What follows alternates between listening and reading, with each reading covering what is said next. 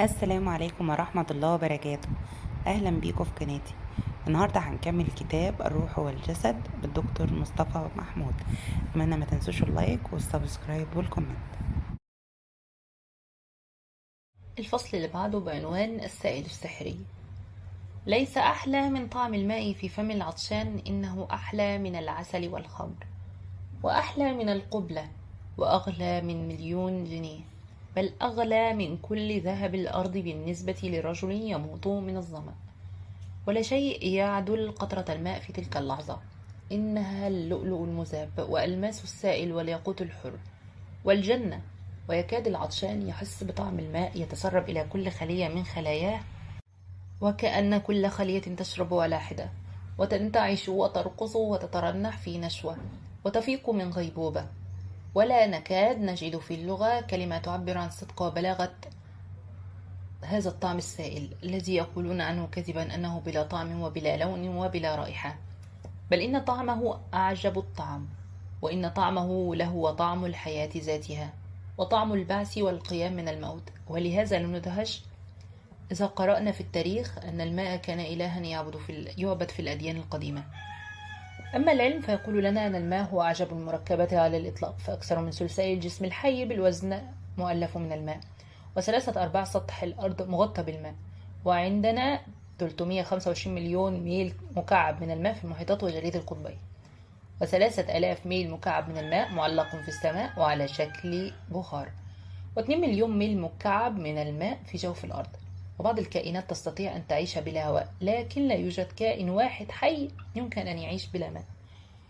والماء الذي تقول عنه الكيمياء أنه بلا لون ولا طعم ولا رائحة، تعود فتصفه بأن له أعجب وأخطر الخواص في دنيا المركبات. فجميع السوائل تنزل إلى تحت بالجاذبية إلى الماء، فهو يصعد إلى فوق ضد الجاذبية بالخاصية الشعرية. وبهذا هيئته الطبيعة ليصعد في جذوع الشجر والنخيل والنبات إلى أي مدى من النماء، ولولا ذلك لما ارتفعت ساق خضراء فوق الأرض. وجميع السوائل تتكمش بالبرودة وتزداد في الوزن إلا الماء، فهو يتجمد بالبرودة ويخف في الوزن، ولذلك أمكن لصفائح الجليد البارد أن تطفو وتغطي مياه القطبين، وتحفظ المياه تحتها دافئة بالعزل، صالحة لحياة الأسماك والحيتان. ولولا ذلك لماتت الحياة البحرية في الشتاء، وتحولت البحار إلى جليد مهلك.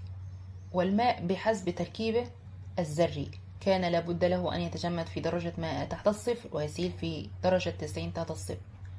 هكذا تقول لنا علومنا الذرية. وكان معنى هذا ألا يتواجد في ظروف الأرض إلا على هيئة بخار، لكن الذي حدث أنه يتجمد في الصفر ويغلي في الماء،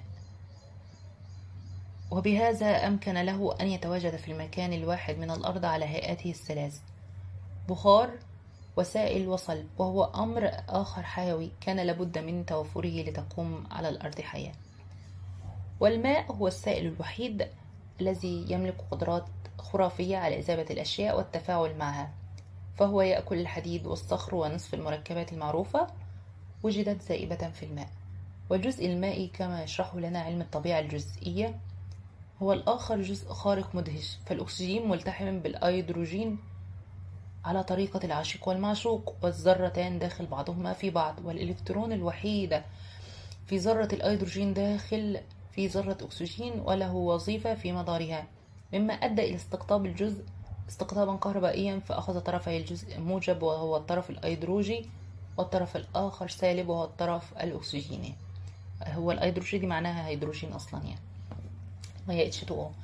وبهذه الصفة العجيبة جعلت من الجزيء شيئا أشبه بمغناطيس، وجعلت الجزيئات تتماسك بشدة وتتجاذب كما تتجاذب عدة من المغناطيسيات، مما أدى إلى ظاهرة التماسك السطحي التي نسميها ظاهرة التوتر السطحي للماء.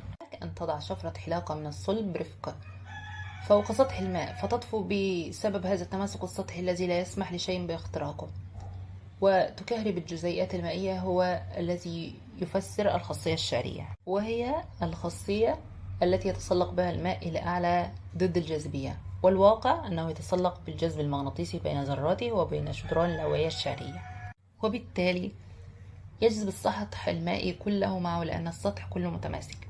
وهذه الصفات الكهربائية للجزيء هي السر في قدرة الماء الخرافية على الإذابة، لأن الطرف الموجب للجزيء يشد إليه الشق السالب من أي مادة، والطرف السالب يشد إليه الشق الموجب، فتنحل المادة إلى شقيها السالب والموجب، وهو ما نسميه بالأيونات السالبة والموجبة، وتتأين المادة أو تذوب بلغتنا الدارجة. وربما كان أعجب ما في الماء قدرته على خزن وتصريف الحرارة، وكلنا نعرف من خبرتنا العادية أن قضيبا ساخنا من الحديد يمكن أن يبرد في ثوان، حين يظل الماء ساخنا في البانيو ساعات قبل أن يعود إلى برودته. وهي صفة تصبح حيوية جدا حينما نعلم علاقة تبادل الطاقة بين مياه المحيطات والشمس. فنقطة ماء من مستنقع تحتشد فيها آلاف من أصناف الأحياء، وعدة ملايين من الكائنات الدقيقة من فيروسات وبكتيريا وفطر وطحلب، شعوب وممالك وأمم من الكائنات يأكل بعضها بعضا، وتتعايش وتتعامل وتتنافس وتتسابق، كل ذلك في نقطة ماء من مستنقع على كوكب هو ذاته أصغر من هبأة في الكون الواسع. ليس عجيبا بعد كل هذا أن نرى الماء المذكور في القرآن في 64 موقعا على أنه نعمة كبرى يمن بها الخالق على عباده. وأنزلنا من السماء ماء طهورا، ونزلنا من السماء ماء مباركا فأنبتنا به جنات، وأنزلنا من السماء ماء فأنبتنا فيها من كل زوج كريم، وأنزلنا من السماء ماء بقدر فأسكناه في الأرض، وجعلنا من الماء كل شيء حي، خلق كل دابة من ماء، خلق من السماء بشرا فجعله نسبا وصهرا، أفرأيتم الماء الذي تشربون أأنتم أنزلتموه من المزن أم نحن المنزلون. وفي أجمل الآيات يقول الله في مبدأ الخلق: وكان عرشه على الماء.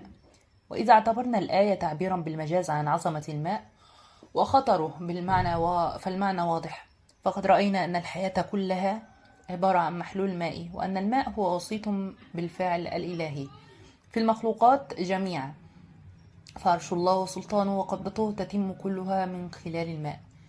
أما إذا وقفنا عند الحروف واعتبرنا المعنى لغزا مما لا يعلمه إلا الله، فإنه منتهى التشريف أن يجيء ذكر الماء مقترنا بالعرش الإلهي، وهو تشريف قد رأينا أسبابه. ألم نجد في نقطة الماء الواحدة أمما وشعوبا وقبائل وملايين الخلائق مما لا ترى العين؟